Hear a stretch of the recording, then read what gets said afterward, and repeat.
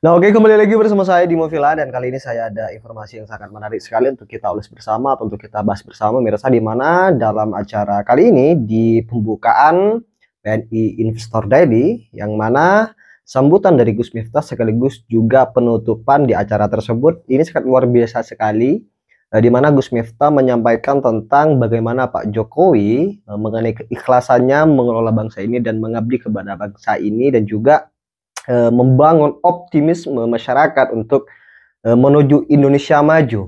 Nah, ini sangat luar biasa sekali sambutan dan juga sekaligus penutupan dari Gus Miftah. Dan ini bikin beberapa menteri Pak Jokowi yang hadir pada acara tersebut itu sangat terinspirasi juga, dan apa ya, semacam eh, tidak rela akan nantinya setelah tanggal 20 Oktober ya, eh, pelepasan jabatan katakanlah dari seorang Pak Jokowi, yang tinggal ngitung waktu, Pak Jokowi itu akan segera berakhir. Dan langsung saja kepada pembahasan atau sambutan dari Gus Miftah, dan ini sangat bikin saya terharu juga pemirsa, dan mari kita simak terlebih dulu video dari Gus Miftah atau pembahasan dari Gus Miftah pemirsa. 10 tahun kepemimpinan Pak Jokowi, banyak hal yang kita bisa pelajari. Minimal 2 hal yang ingin saya sampaikan. Yang pertama adalah optimisme, dan yang kedua adalah soal keikhlasan. Bapak Ibu, bayangkan jika Anda naik perahu di tengah sungai, perahunya bocor. Di sungai itu banyak buaya. Apa yang harus Anda lakukan? Rata-rata jawabannya adalah pasrah, tawakal, doa. Itu benar Bapak Ibu, tapi kurang tepat. Bayangkan jika Anda naik perahu di tengah sungai, perahunya bocor. Di sekitar perahu itu banyak buaya. Apa yang perlu Anda lakukan? Yang perlu Anda lakukan cuma satu, berhenti membayangkan. Berhenti membayangkan. Saya sering mengatakan bayangan itu adalah ilusi buruk tentang masa depan. Daripada kita membuang-buang waktu untuk membayangkan sesuatu yang belum pasti terjadi, lebih baik kita untuk mempersiapkan diri. Dan itu nilai-nilai optimisme yang diajarkan oleh Bapak Presiden Joko Widodo. Apa bedanya orang optimis dengan pesimis? Orang optimis melihat peluang dalam masalah, sementara orang pesimis melihat masalah dalam peluang. Maka optimisme yang kemudian digaungkan oleh Bapak Presiden membuahkan prestasi yang besar untuk bangsa ini. Buktinya nyata, 2.700 km jalan tol baru, 6.000 km jalan nasional, 366.000 km jalan desa, 1,9 juta meter jembatan desa, 50 pelabuhan dan bandara baru, 43 bendungan baru, 1,1 juta hektar jaringan irigasi baru adalah wujud dan buah nyata dari optimisme seorang presiden. Yang kedua Bapak Ibu, soal keikhlasan. Saya seringkali mengatakan, mohon maaf Pak, kita itu seringkali, mohon maaf Pak Erick Thohir ya, karakter kita itu seperti wasit sepak bola, lari ke sana kemari mencari kesalahan orang lain.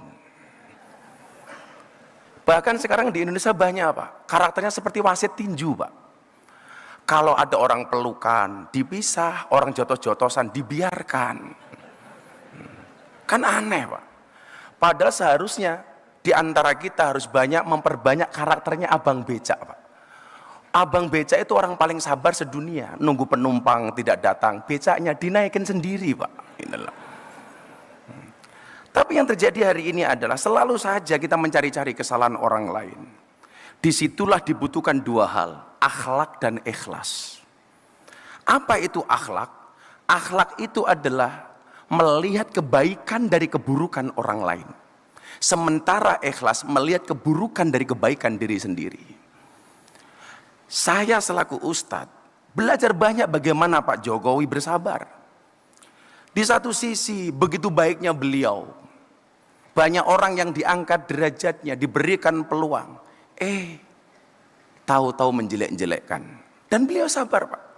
Maka mohon maaf, dalam peribahasa Arab agak kasar, mohon maaf, disampaikan. At'imil kalba salasa ayamin, sayat guru kafi salasi sanawatin. Berikanlah makan kepada anjing 3 hari, maka dia akan mengingatmu selama 3 tahun. Tapi sebaliknya, wad'imin nas salasa sanawatin, sayang saka fi salasi ayamin. Tapi berikanlah makan kepada manusia 3 tahun, maka dia akan melupakanmu selama 3 hari. Maka dari Bapak Jokowi kami belajar ikhlas. Kami tahu Pak, ikhlas itu seperti keset, diinjak-injak tetap welcome. Dari Bapak kami belajar konsistensi dan istiqomah. Istiqomah itu berat Bapak Ibu, karena kalau ringan namanya istirahat.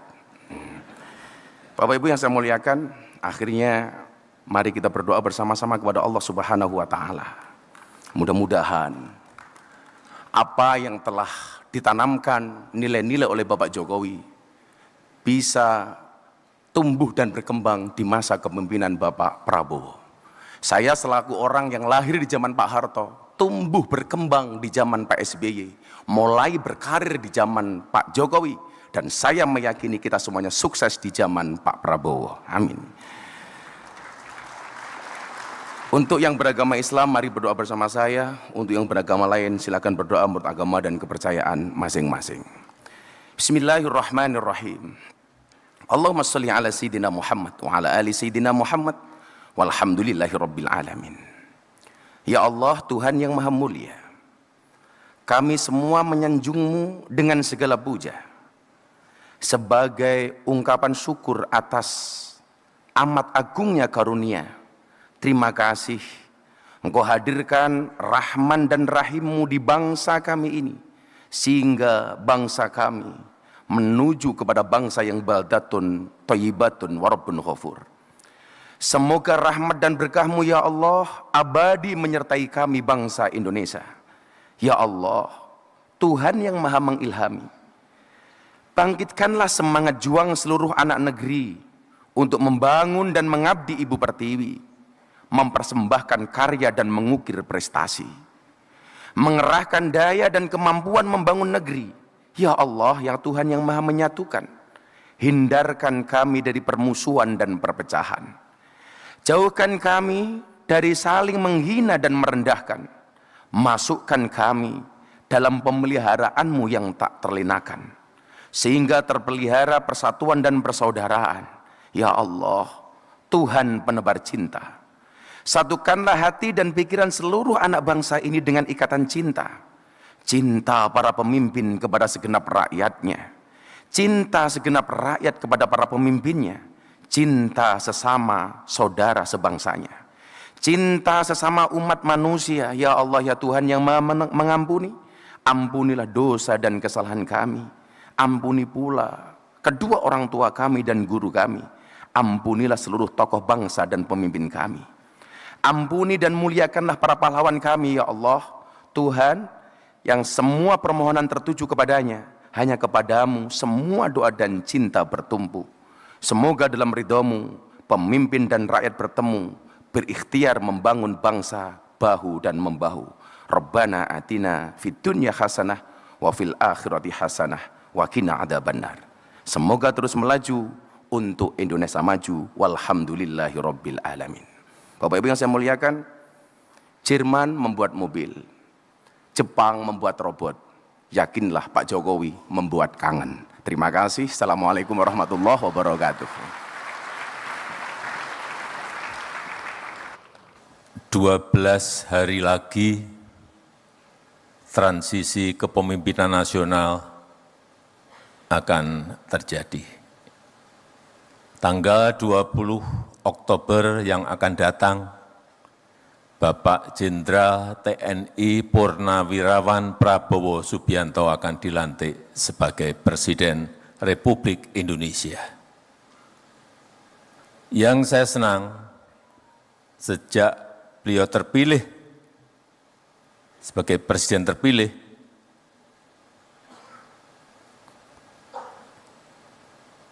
persiapan menuju ke pelantikan itu betul-betul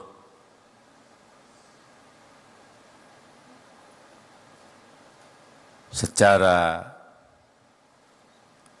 rencana kerja, program, dan lain-lain, transisinya berjalan dengan baik. Hampir di setiap rapat paripurna, rapat terbatas apapun topiknya, Pak Prabowo selalu hadir.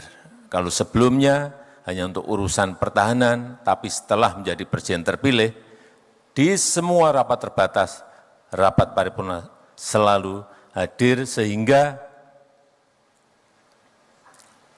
rencana-rencana untuk program unggulan yang akan dilaksanakan oleh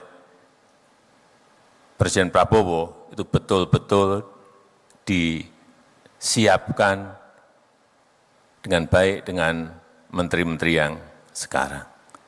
Sebagai contoh, untuk RAPBN 2025, saya nggak tahu berapa kali pertemuan Pak Prabowo dengan Menteri Keuangan Ibu Sri Mulyani.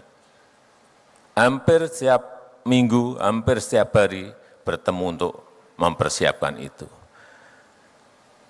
Artinya apa? Seperti tadi yang disampaikan Pak Enggar,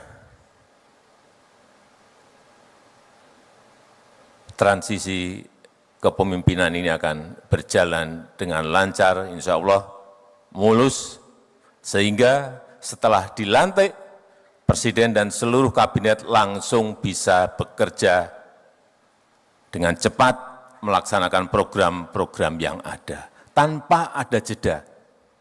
Saya 2014 butuh waktu 1 sampai 1,5 tahun untuk mengkonsolidasi. Artinya 1 sampai 1,5 tahun waktu kita hilang. Karena itu saya sangat senang sekali proses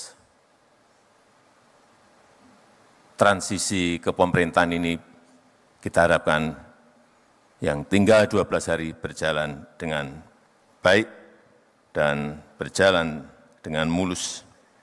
Karena transisi kepemerintahan yang berjalan dengan baik dan mulus itu penting untuk menjaga optimisme kita semuanya. Untuk menjaga stabilitas, baik itu politik maupun ekonomi. Tetapi meskipun sekarang ini, kalau cerita mengenai optimisme itu nggak ada yang tepuk tangan. Tapi kalau yang disampaikan itu mengenai pesimisme, tepuk tangannya banyak banget. Panggung kita memang masih seperti itu. Begitu kita berbicara optimisme, nggak ada yang tepuk tangan. Tetapi kalau kita menyampaikan pesimisme, negativisme, tepuk tangannya kencang banget. Dan baru laku sekarang ini.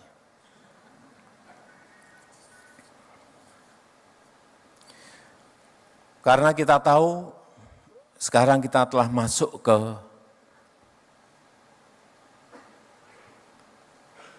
abad Asia. Nah, jujur bagi saya, nanti setelah Pak Jokowi berakhir masa jabatannya, sungguh berat sekali dan serasa masih belum rela ya melepaskan Pak Jokowi. Nah, ya mungkin hanya ini saja pemirsa terkait dengan penjelasan untuk konten kali ini. Ya, seperti apa komentar kalian? Tulis di kolom komentar. Dan sekali lagi belum pemirsa, jangan lupa tekan tombol subscribe-nya biar kalian juga tidak ketinggalan informasi-informasi terbaru dari channel ini. Dan salam demokrasi dan salam NKRI.